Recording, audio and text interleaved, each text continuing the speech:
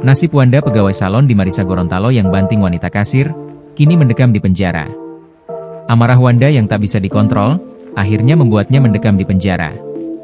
Wanda adalah laki-laki tulen bergaya wanita atau sebutannya waria. Ia sendiri bernama lengkap Jubain Noho, JB. Ia bekerja di sebuah salon kecantikan bernama Nose Beauty Salon, Kecamatan Marisa, Kabupaten Pohuwato, Provinsi Gorontalo. Gara-gara tak bisa mengontrol amarah, ia pun kini jadi tersangka. Seorang wanita, Ismiati Tajoedin adalah korbannya. JB bekerja sebagai penata rias di salon tersebut. Sementara Ismi adalah kasir.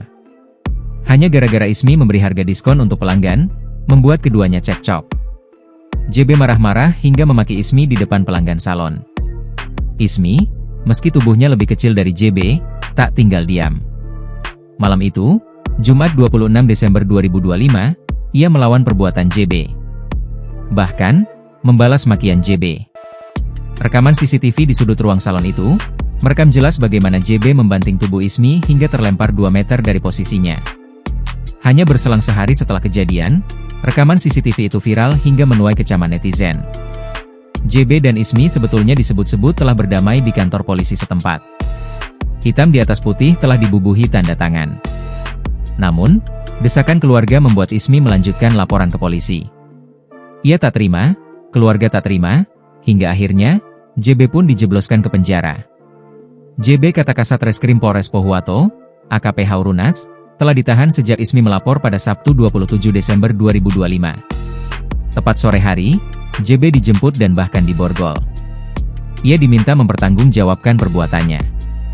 Ismi saat dihubungi tribungorontalo.com, menolkan memberikan keterangan lebih lanjut. Ia hanya memberi keterangan via chat secara singkat.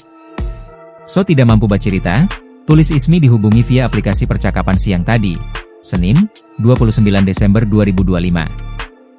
Menurut Ismi, kondisinya saat ini lagi sakit setelah kejadian itu. Ia pun hanya menjawab seperlunya. Namun ia meluruskan kabar yang menyebut ia berdamai dengan JB. Menurutnya, ia melakukan pertemuan dengan JB bukan untuk berdamai. Malam kejadian itu keduanya terlihat bersama lantaran menghormati sang bos pemilik tempat usaha mereka. Ismi sendiri bukanlah penduduk asli Pohuwato. Terungkap, ia merupakan perantau dari kabupaten tetangga, tepatnya Kabupaten Gorontalo. Sementara itu, Kasat Reskrim saat dihubungi hanya mengonfirmasi singkat jika memang JB sudah ditahan dan kini menjalani proses penyelidikan. Belum diketahui pasal berapa yang bakal dikenakan kepadanya. Download Tribun X sekarang, menghadirkan lokal menjadi Indonesia.